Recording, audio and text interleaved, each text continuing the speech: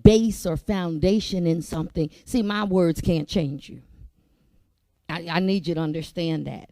It's only the words that come from the word that can change you. It's only the word that has the word of life that can. You hear a lot of truth from people, but guess what? It's not truth relative to the word of God. It's factual truth. Factual truth can't keep you changed.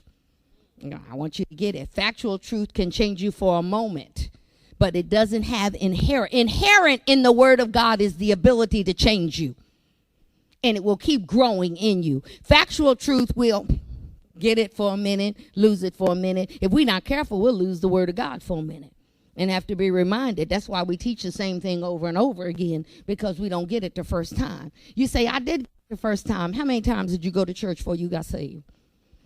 That preacher preached salvation in some form, context, or something for 20 years of your life. But there was a day you heard it. There was a day you realized it applied to you. There was a day you received what you heard. So faith cometh by hearing, and we keep preaching. It doesn't come by what I heard.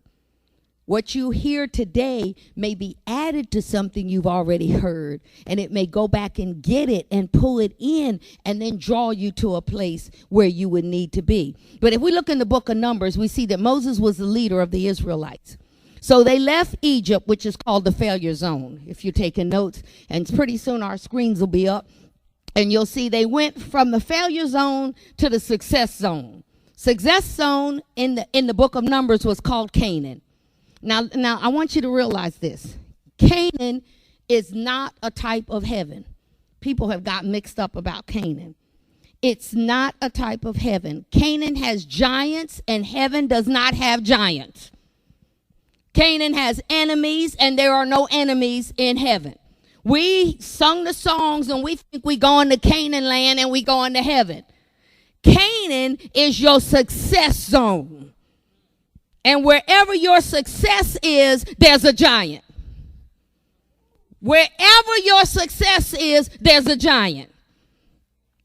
And Egypt is your failure zone, and Canaan is your success zone. So I'm leaving my failure zone and going toward my success zone. But don't you let anybody think that Canaan is just like the land flowing with milk and honey. Yeah, it's the land flowing with milk and honey, and it also has giants so big.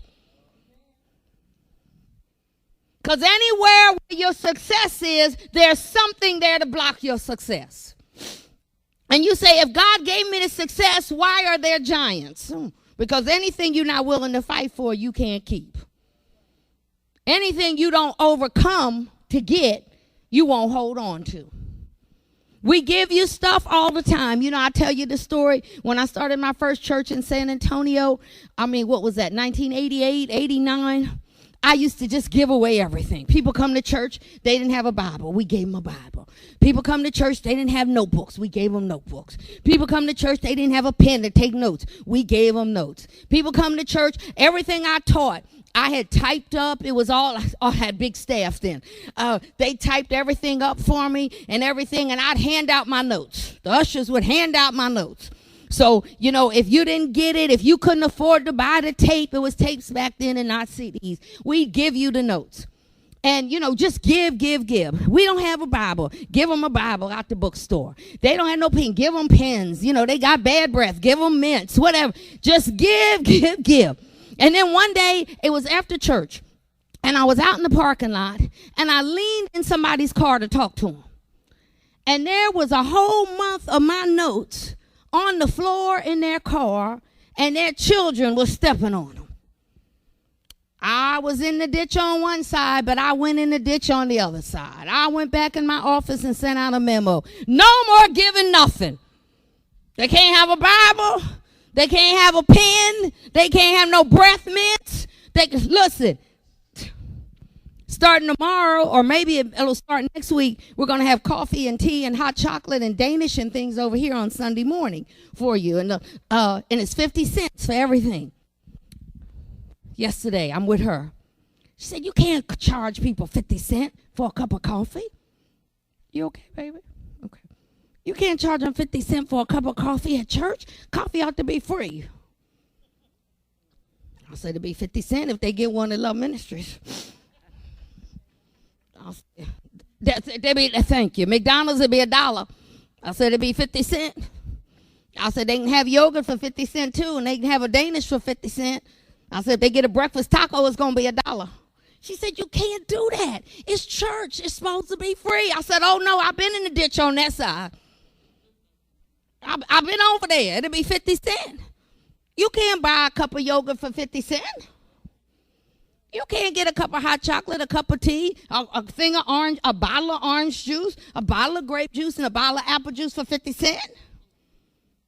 I've been in the ditch over there. I found out that when people don't have an investment in it, it doesn't matter to them.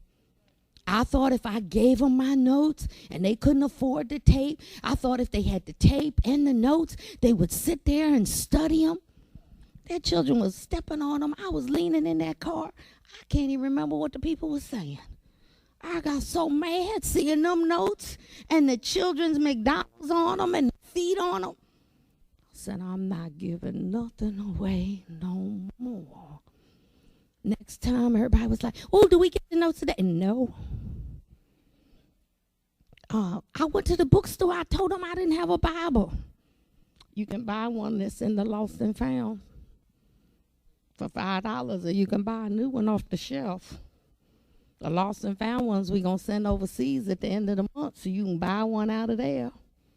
We got to buy a Bible. You buy everything else you want. You buy everything else you want. You find money to buy it to it too. You want a different version? You buy everything else you want. Broke people buy everything they want. Broke folks find money to buy stuff they want. But you see, my thinking was messed up. I didn't understand that until you had an investment in something, it didn't mean anything to you. Until you had to invest in it. Until you had to study something and look it up, it didn't matter to you. You give people the CD and they go home and won't even sit down at the table and take notes off of it so that their life can be changed. And yet they buy the CD, they can buy every hip hop, every bebop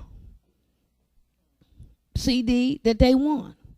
And they can pay $15, $20 for it, and they can download it for free off the internet, but don't want to learn how to do it. So they'll go to the store and pay $15, $20 for something that won't encourage their mind or their soul or won't elevate them in any way. Are you listening to me?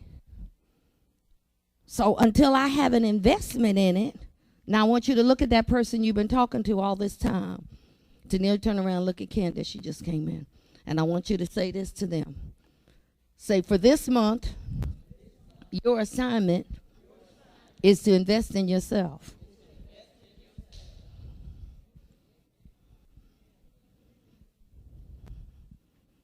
Turn back around to them and tell them you're worth it. Tell them God thinks you're worth it. Who are you to argue with God?